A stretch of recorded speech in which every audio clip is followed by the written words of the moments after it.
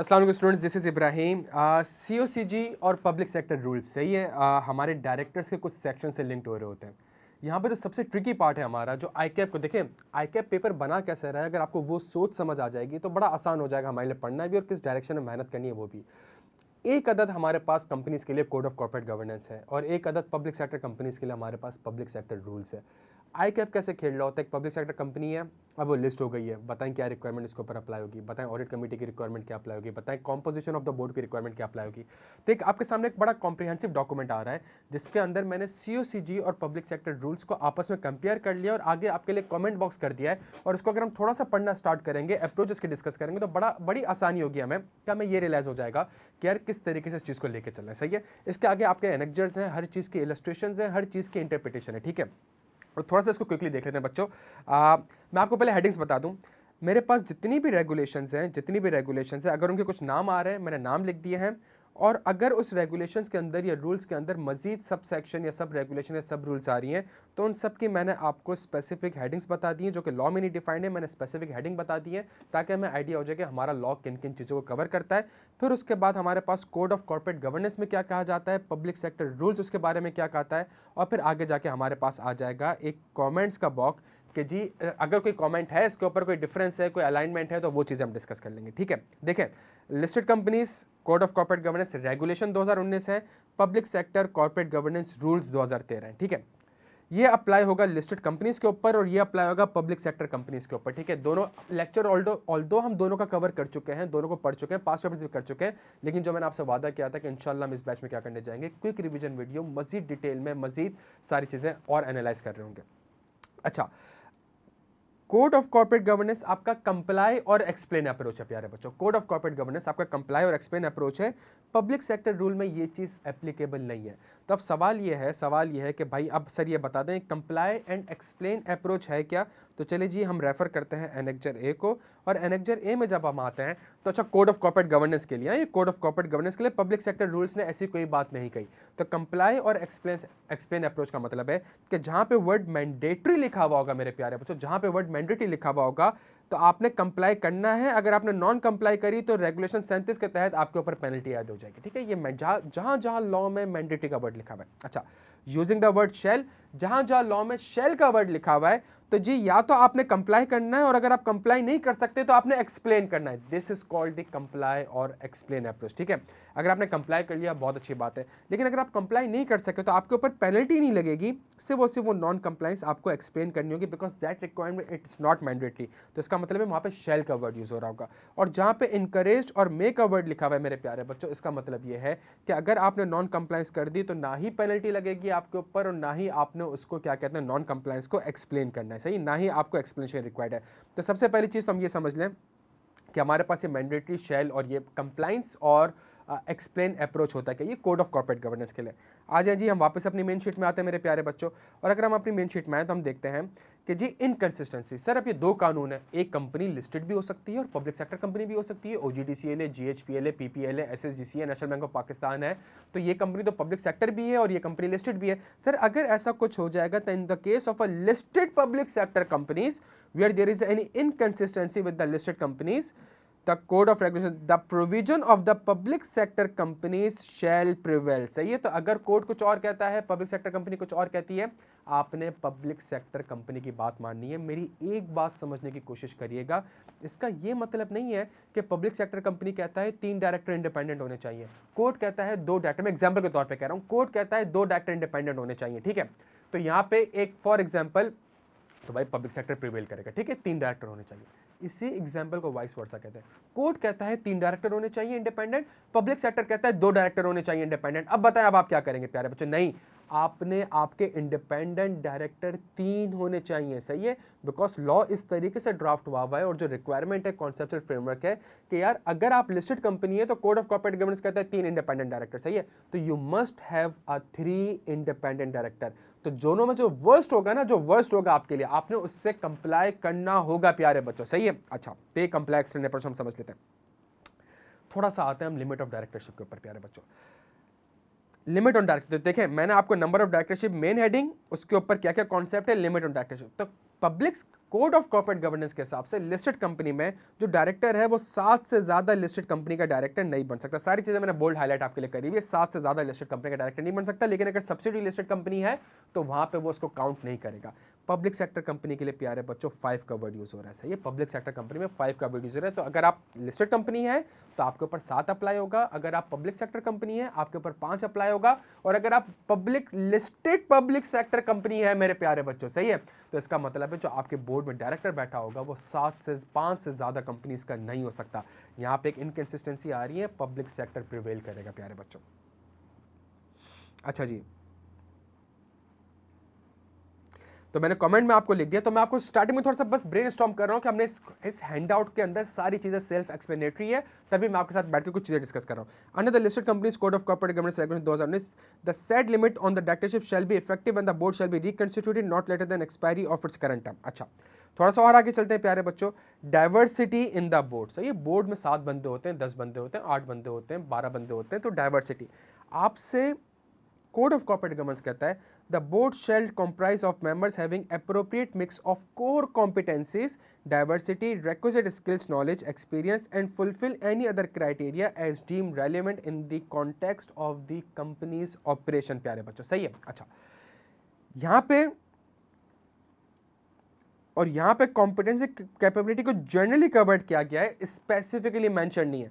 Public sector में वो कहता है each director, each chief executive called by whatever name called, all the public sector companies shall comply with the fit and proper criteria। यहाँ पे specifically उसने बता दिया है, एक कॉम्पिटेंसी फ्रेमवर्क दे दिया है कि जी फिट एंड प्रॉपर क्राइटेरिया से कंप्लाई करना पड़ेगा जितने भी डायरेक्टर होंगे, जितने भी एग्जीक्यूटिव्स होंगे। अच्छा, थोड़ा सा और आगे बढ़ते हैं प्यारे बच्चों। Representation of the minority share holder, सही है, तो दोनों जगह पे लॉ एग्जैक्टली सेम है, दोनों जगह पे लॉ एग्जैक्टली सेम है कि जी आपके बोर्ड में एक माइनॉरिटी शेयर होल्डर भी होना चाहिए। लॉ को पढ़ना कैसे है मुझसे थोड़ा सा ये समझ लीजिएगा, ठीक है। The minority member as a class shall be facilitated, shall का वर्ड यूज हो रहा है, सही है, इट मींस कि जी कंप्लाई कर लो, कंप्लाई नहीं कर सकते तो नॉन कंप्लायंस को एक्सप्लेन कर दो। Shall be facilitated by the board to contest the election of director by proxy solicited for which the purpose the listed company shall, सही है, और सारी रिक्वायरमेंट आपको बताई हुई है। अगर आप पब्लिक सेक्टर देखें, the minority member as a class shall be, यहाँ का शैल का मतलब है यहाँ तो मैंडेटरी है, सही, यहाँ पे कंप्लायर, पब्लिक सेक्टर में कंप्लायर एक्सप्लेन अप्रोच थोड़ी है। Shall be facilitated by the board to contest election of the director by the proxy solicitation, और यहाँ पे अगली चीज क्या लिखी हुई है, the public sector company shall where necessary take the necessary step, where necessary take the necessary steps, ensure that the minority shareholder as a class। तो यहाँ पे जो वर्ड लिखा हुआ है वो where necessary का वर्ड लिखा हुआ है, सही है। क्या पब्लिक सेक्टर कंपनी खुद डिटरमाइन कर ले कि क्या उसको जरूरत पड़ती है माइनॉरिटी शेयर होल्डर की, इफ यस तो जी बिल्कुल बुला लें, अगर वो नहीं भी बुलाती तो मसले वाली बात नहीं है, उसको एक्सप्लेन कर दे, ठीक है। तो यहाँ पे देखें तो no exact percentage is given by law, any person declaring him or self as a minority shareholder may contest the election, सही है। तो अगर एक लिस्टेड कंपनी इससे नॉन कंप्लाई करेगी प्यारे बच्चों तो मसला नहीं है, आप नॉन कंप्लाई कर रहे हैं, पेनल्टी नहीं लगेगी, लेकिन आप एक्सप्लेन कर दीजिए नॉन कंप्लायंस को। अच्छा, the above regulation is not a mandatory requirement to follow, shall का वर्ड यूज हुआ है, मैंडेटरी का वर्ड यूज नहीं हुआ है, सही है। मैंडेटरी का वर्ड क्या होता है थोड़ी देर नीचे आके देख लेते हैं। The public sector company shall where necessary, word इसने कुछ ऐसा यूज कर दिया है, this words are written in public sector rules, it means that it is not necessary, necessary नहीं है कि पब्लिक कंपनी को लगता है वेयर इट डीम्स नेसेसरी तो बिल्कुल लास्ट में उठा ले। अच्छा जी, इंडिपेंडेंट डायरेक्टर मेरे प्यारे बच्चों, it is mandatory that each listed company shell have at least 2 or 1/3 member of the board whichever is higher as independent directors। मेरे प्यारे बच्चों, इट इज मैंडेटरी का वर्ड है, मतलब कंप्लाई करना है। Each listed company shell have at least 2 or 1/3 member of the board whichever is higher as independent director। और यहाँ पे आपके, मुझे पता है ना आपके जहन में क्या आ रहा होगा कि सर 7 का 1/3 तो बनता है 2.333, सही है, और यहाँ पे लिखा हुआ है शैल हैव एटलीस्ट 2 और 1/3 whichever is higher। तो सर 2.33 होना चाहिए कि 2 होना चाहिए, और सर 2.25 डायरेक्टर्स कहाँ से लाऊंगा, तो लॉ ने ये चीज़ नीचे एक्सप्लेन कर दी है। For the above mention requirement a listed company shall explain the reason in the compliance report if any fraction contained in such 1/3 number which is not rounded up as 1। तो अगर 2.33 आ रहा है तो लॉ कहता है कि 3 इंडिपेंडेंट डायरेक्टर होने चाहिए, सही है। लेकिन अगर आप राउंड अप नहीं करते, आप कहते हैं नहीं मैं राउंड डाउन करता हूं, मैं 2 की तरफ आता हूं, सही है, पेनल्टी नहीं लगेगी, एक्सप्लेन कर दो। दो जो 2.33 आ रहा है तो 2 तो मैंडेटरी है, 0.33 को राउंड अप कर दो, बहुत जबरदस्त बात हो गई। 0.33 को अगर राउंड अप नहीं करते, राउंड डाउन कर दो, पेनल्टी नहीं लगाऊंगा, लेकिन एक्सप्लेन कर दो कि राउंड अप तुमने क्यों नहीं किया। सही है, ये चीज़ आपसे बात करता है। ऑल्दो पब्लिक सेक्टर कंपनी में लिखा हुआ है, not mentioned here, sorry, the board shall have at least 1/3 of its total member as an independent director. और यहाँ पे लॉ ने 4 या 2 या 3 whichever इस हायर का वर्ड ही यूज नहीं किया हुआ, लॉ ने सिर्फ इतना ये कह दिया आपसे 1/3 इंडिपेंडेंट डायरेक्टर होने चाहिए। अगर 1/3 इंडिपेंडेंट 2.33 आता है तो इसका मतलब है 3 इंडिपेंडेंट डायरेक्टर होने चाहिए, बिकॉज लॉ ने यहाँ पे आपको मेंशन नहीं किया, नॉट मेंशन्ड हियर, कि जी 2.33 की कैलकुलेशन क्या करनी। तो इसका मतलब है कि 2.33 है तो आप 2 डायरेक्टर नहीं, आप 3 डायरेक्टर इंडिपेंडेंट लाजमी उसको अपने बोर्ड पे लेकर आए। प्यारे बच्चों, आपको समझ में आ रहा होगा पेपर कैसे आता होगा। सही है कि एक कंपनी है और कंपनी लिस्टेड है, अब वो पब्लिक सेक्टर कंपनी बन गई, तो बताएं क्या बोर्ड की कॉम्पोजिशन में क्या चेंज आएगा। तो कोर्ट कहता है 1/3 और 2 whichever इज हायर, और पब्लिक सेक्टर कंपनी कहती है बेटा नहीं नहीं सिर्फ 1/3। सही है, तो यहाँ पे आके इस तरीके से, और जो पास्ट पेपर्स मैंने आपको ड्राफ्ट करवाए हुए बाकायदा आंसर के साथ और इंटरप्रिटेशन के साथ और सजेस्टेड आंसर के साथ, वो देखें तो वो आंसर ड्राइव ही यहाँ से हो रहा है। तो जहाँ से ICAP आंसर बना रहा है उसी चीज़ के ऊपर डायरेक्ट आके मेहनत कर लेंगे इंशाल्लाह, तो फायदा हो जाएगा। तो मैं आज की क्लास में प्रिसाइसली आपको स्टार्टिंग में थोड़ा बहुत ये ब्रीफ करूंगा कि ये हैंड आउट हमें किस तरीके से मदद करेगा। प्यारे बच्चों, इस पर बहुत ज़्यादा टाइम लगाया है, बहुत ज़्यादा सपोर्ट मुझे किया है लोगों ने, लेकिन एक चीज़ आप याद रखिएगा, ये हैंड आउट आप खुद भी बना सकते हैं, लेकिन इसको बनाने में आपके 25-30 घंटे लग जाएंगे। प्यारे बच्चों, सही है, इस हैंड आउट को कंपेयर करना कोई मुश्किल काम थोड़ी है, तो आप भी कंपेयर कर सकते हैं, लेकिन वो 25-30 घंटे मैंने आपके सेव कर दिए और 1-2 घंटे के अंदर हमें कंप्लीटली सारी चीज़ें पता चल जाएंगी। जो टेक्निकल मैटर है वो भी पता चल जाएगा, जो हमारे पास बहुत ही लेंदी और क्या कहते हैं एक्सप्लेनेटरी मैटर है वो भी पता चल जाएगा, और जहां हमें इलस्ट्रेशन और इंटरप्रिटेशन की जरूरत होगी इंशाल्लाह वो भी पता चल जाएगी। अच्छा, it is mandatory that the independent director shall submit his consent to act as a director. Law में ये चीज मेंशन नहीं है, पब्लिक सेक्टर कंपनी में ये चीज मेंशन नहीं है। सुनिएगा, खुदा का वास्ता है सुनिएगा, लॉ आपसे कहता है, public code of corporate governance कहता है, it is mandatory that independent director shall submit his consent to act as a director. Public sector company में ये चीज मेंशन नहीं है, लेकिन पब्लिक सेक्टर कंपनी को आप कंपनीज एक्ट से पकड़ लें। सही, कैसे पकड़ लें? But under the companies act 2017 section 167 जो कि कहता है no person shall be appointed or nominated as a director unless such person has given his consent in writing to the company for the such appointment. तो technically speaking इसका मतलब अगर वो public sector company है बच्चों, अगर वो public sector company है तो पब्लिक सेक्टर रूल्स में नहीं लिखा हुआ है, लेकिन कंपनीज एक्ट के वो क्या कहते हैं पब्लिक कंपनीज एक्ट के सेक्शन को उसको पकड़ लेगा, और यहाँ पे भी उसके ऊपर रिक्वायरमेंट होगी। तभी अगर आप प्रैक्टिकली देखें मेरे प्यारे बच्चों, तो पब्लिक सेक्टर कंपनी भी, उसका डायरेक्टर भी कॉन्सेंट देता है। क्यों देता है? पब्लिक सेक्टर रूल्स हैं, रूल्स के ऊपर कोई ना कोई आपका लाजमी कानून होगा, कानून ज्यादा प्रिवेल करेगा आपके ऊपर, तो एक्ट आपको पकड़ लेगा और एक्ट वो आपसे कहेगा सेक्शन 167 के जी कॉन्सेंट देती है। सही है, तो एक चीज का मतलब ये है कि सिर्फ कोर्ट और पब्लिक सेक्टर को कंपेयर नहीं करना है। एक चीज अगर एक जगह पे नहीं लिखी हुई तो हमने लॉ में मेन कंपनीज एक्ट में जाके ढूंढना है कि वहां कुछ मिल सकता है। अगर वो मिल सकता है, मैंने प्यारे बच्चों आपके लिए वो सेक्शन तक और वो सेक्शन की चीजें लिखती हैं आपके लिए। सही है, अच्छा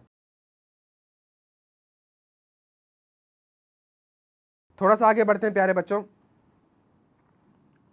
फीमेल डायरेक्टर, अभी सुनिएगा मेरा कॉन्सेप्ट, ये सुनिएगा। फीमेल डायरेक्टर, सही है, subject to section 154 of the companies act, it is mandatory that the board shall have at least one female director when it is reconsidered of the mandatory का word लिखा मतलब लाजमी एक खातून होनी चाहिए बोर्ड में लिस्टेड कंपनी में। Public sector company में ऐसी कोई भी बात नहीं लिखी हुई, तो इसका मतलब पब्लिक सेक्टर कंपनी में क्या पब्लिक सेक्टर कंपनी में फीमेल डायरेक्टर नहीं होनी चाहिए। अब बच्चों यहाँ मैं आपसे 2 सवाल करूंगा, खुदा का वास्ते मेरी बात को समझने की कोशिश करिएगा। एक कंपनी है, कोड भी अप्लाई हो रहा है उसके ऊपर, पब्लिक सेक्टर भी अप्लाई हो रहा है। सही है, सुनिएगा, कोड भी अप्लाई हो रहा है, पब्लिक सेक्टर भी अप्लाई हो रहा है। कंपनी से कहा जाता है कि जी फीमेल डायरेक्टर रखें, ठीक है, वो कहता है, कोर्ट कहता है फीमेल डायरेक्टर होना चाहिए, पब्लिक सेक्टर में नहीं लिखा हुआ, तो मुझे बताएं कौन प्रिवेल करेगा? पब्लिक सेक्टर प्रिवेल करेगा। तो पब्लिक सेक्टर के हिसाब से फीमेल डायरेक्टर नहीं होनी चाहिए। क्या पब्लिक सेक्टर मना करता है कि फीमेल डायरेक्टर नहीं? पब्लिक सेक्टर मना नहीं करता, लिखा हुआ कहीं नहीं है। प्यारे बच्चों, अगर एक पब्लिक सेक्टर कंपनी होगी जो कि लिस्टेड कंपनी भी होगी, उसके बोर्ड में लाजमी फीमेल डायरेक्टर होगी। ऐसा ये इनकंसिस्टेंसी नहीं है भाई, ये व्हाट इज इनकंसिस्टेंसी कि वो बोले कि अगर कोड ये बोल दे कि फीमेल डायरेक्टर होना चाहिए, पब्लिक सेक्टर बोले कि फीमेल डायरेक्टर नहीं होना चाहिए, दैट इज द इनकंसिस्टेंसी। ये अब मैं किसकी बात मानूं? सही है, पब्लिक सेक्टर में कुछ कहा नहीं है तो इसका ये मतलब नहीं कि पाकिस्तान में जितनी भी पब्लिक सेक्टर कंपनीज हैं और अगर वो लिस्टेड भी हैं, सही है, और अगर वो लिस्टेड नहीं भी है तो मैं एक और सेक्शन से उसको पकड़ूंगा, वो आपके साथ डिस्कस कर रहा हूं, फीमेल डायरेक्टर उनके बोर्ड में होना चाहिए। प्यारे बच्चों, सही है, नॉट एप्लीकेबल। लेकिन मैं आपसे एक और चीज, तो भाई ये तो रूल्स और रेगुलेशन है ना, इसके ऊपर कोई माई बाप होगा companies act. But when we refer section 154 of the companies act, it is written in the proviso that the public interest company shall be required to have female representation on their board. और please refer annexure F for the public interest company की definition. चले प्यारे बच्चों annexure F में जाते हैं। Annexure F में जाते हैं तो सेक्शन 154 हम देखते हैं और यहाँ पे लिखा हुआ है provided that the public interest company shall be required to have female representation on their board. What is public interest company as defined in third schedule. Third schedule में चलते हैं तो लिस्टेड कंपनी आ गया, नॉन लिस्टेड कंपनी आ गया, आ public sector company as defined in the act भी आ गया। तो इसका मतलब है public sector company is also required to have female director. मेरे प्यारे बच्चों सही है। तो अगर पब्लिक सेक्टर रूल्स में नहीं भी लिखा हुआ टेंशन वाली बात नहीं, कंपनीज एक्ट से जाके पकड़ लूंगा उसको और उसके ऊपर अप्लाई हो जाए। कंपनीज एक्ट में अगर नहीं भी लिखा हुआ होता और एक कंपनी लिस्टेड भी है और वो पब्लिक सेक्टर कंपनी भी हो, चूंकि कोड ऑफ कॉर्पोरेट गवर्नेंस में लिखा हुआ है, उसको इस रिक्वायरमेंट से कंप्लाई करना पड़ेगा। जो मैं आपको बात समझा रहा हूँ खुदा का वास्ता समझने की कोशिश करिएगा इसको। अच्छा जी, इसके बाद हमारे पास है एग्जीक्यूटिव डायरेक्टर। एग्जीक्यूटिव डायरेक्टर क्या होता है? जो कि फुल टाइम डायरेक्टर होता है, ठीक है। और यहाँ पे कोड ने भी एग्जीक्यूटिव डायरेक्टर की डेफिनेशन डिफाइन कर दी है और पब्लिक सेक्टर रूल्स ने भी एग्जीक्यूटिव डायरेक्टर की डेफिनेशन डिफाइन कर दी है कि executive means an employee of the public sector company who is interested with the responsibilities of an administrative और managerial nature including the chief executive and the executive director. सही है। अच्छा, executive director, it is mandatory that the executive directors including the chief executive officer shall not be more than 1/3 of the board, shall not be more than 1/3 of the board। सुनिएगा मेरी बात को, board है 1/3 independent होना चाहिए, 1/3 या इससे ज्यादा इंडिपेंडेंट होना चाहिए। एग्जीक्यूटिव 1/3 से ज्यादा एग्जीक्यूटिव नहीं होने चाहिए। मतलब ऐसा नहीं कि आपने ज्यादा एग्जीक्यूटिव डायरेक्टर बिठा दिए, शैल not be more than 1/3। Again आपके जहन में एक शैतानी सवाल आ रहा होगा कि सर वही पहले एग्जांपल याद रखें, 7 डायरेक्टर तो 1/3 तो हो गया 2.333, तो सर मैं एग्जीक्यूटिव डायरेक्टर 3 रख दूं? नहीं सर, यहाँ पे आप जहाँ राउंड अप करना है वहां कर नहीं रहे और जहाँ राउंड डाउन करना है वहां कर नहीं रहे। सही है। यहाँ लॉ आपको कहता है for the purpose of the above compliance the board it is mandatory that the executive director including chief executive shall not be more than 1/3 of the board, refer annexure M. और यहाँ पे अगर मैं आपसे एक चीज कह दूं, for the purpose of the above regulation a listed company shall explain the reason in compliance report any fraction contained in such 1/3 number which is rounded up as 1। तो अगर आपने राउंड अप किया है तो आपको एक्सप्लेन करना पड़ेगा कि आपने राउंड अप क्यों किया है, बिकॉज एग्जीक्यूटिव डायरेक्टर कम से कम होने चाहिए। लॉ कहता है 1/3 होने चाहिए, तो 1/3 अगर 2.33 बनता है और आप राउंड अप कर देते हो और आप कहते हैं नहीं मैं 3 एग्जीक्यूटिव डायरेक्टर रखूंगा, तो यहाँ पे लॉ कहता है इसको एक्सप्लेन कर दो कि आपने राउंड अप क्यों किया है, राउंड डाउन क्यों नहीं किया। जिस तरह इंडिपेंडेंस में क्या होता है इस तरह यहाँ पे भी कर दो, ठीक है। ये चीज आपने एक्सप्लेन कर दी। तो यहाँ पे अगर हम देखें annexure M for the practical example, तो प्यारे बच्चों एनेक्जर एम की तरफ चलते हैं, एनेक्जर एम की तरफ चलते हैं।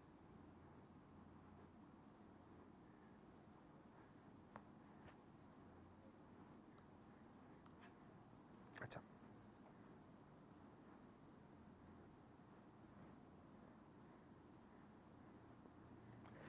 अगर आप देखें तो टोटल नंबर ऑफ डायरेक्टर आपके पास 7 है मेरे प्यारे बच्चों। सही है। एग्जीक्यूटिव डायरेक्टर का प्रोपोर्शन बनता है 2.33, तो जी राउंड डाउन 2 बनता है। अगर आपने राउंड डाउन कर दिया है, no reason in compliance report, no reason in compliance report, done हो गया प्यारे बच्चों। लेकिन अगर आपने राउंड अप कर दिया है तो आपको reason in compliance report explain करनी पड़ेगी। और अगर आपके पास मोर देन 3 है तो अब आपके पास ये नॉन कंप्लायंस हो जाएगी प्यारे बच्चों, फिर आपके पास ये नॉन कंप्लायंस हो जाएगी। सही है। तो ये हमारे पास है। आइडियली अगर आप देखें तो कोड ऑफ कॉर्पोरेट गवर्नेंस के जो फ्रीक्वेंटली आस्क्ड क्वेश्चन है उसमें पूछा गया in the board of 7 what will be the composition as per the criteria laid down in the regulation. If there are 7 directors on the board of a listed company the composition as per the regulation will be 2 independent directors, 2 executive directors including the CEO and the 3 non executive director. Law आपसे ये recommend करता है, लेकिन अगर आपने 3 executive director कर दिया इसका मतलब आप नॉन कंप्लायंस कर गए, पेनल्टी नहीं लगेगी, एक्सप्लेन कर दीजिएगा कि 3 क्यों रखा भाई, ठीक है। अच्छा जी, वापस से आते हैं हम पुराने उस पे। तो बच्चों मैं अभी सिर्फ इस क्लास में आपको थोड़ा समझाने की कोशिश कर रहा हूं कि एक्सेल का हैंडआउट बन किस तरीके से रहा है।